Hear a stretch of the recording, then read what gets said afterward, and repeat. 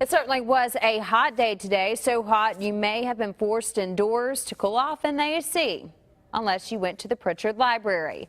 Library staff and patrons have been putting up with the lack of air conditioning for a couple of weeks now. Fox 10 News reporter Joe Salvatore has that story. Never mind sweating over your late fines at the library. Customers in Pritchard may have to sweat just to check out a book. I stay in the neighborhood, so I walked up here, so it's like you get here and it's like, okay, let me cool off a little bit, and then you walk in and then there's no cool air. A viewer called Fox 10 News and alerted us to the problem at the library on Lovejoy Loop, so we went to check it out. I shot this video at about 11:30 this morning, and already the temperatures outside are in the 90s, according to my car.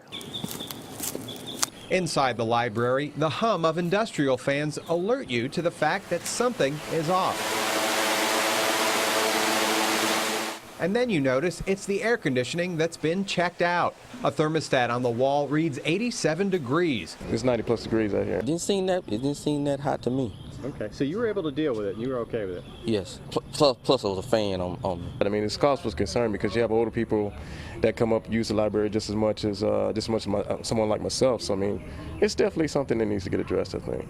But the city won't talk to us. Some customers put up with the heat and went about their business. You know, I've been in places that was far worse than that. A contractor told us it could cost more than $2,000 to repair the system. Reporting in Pritchard, Joe Salvatore, Fox 10 News.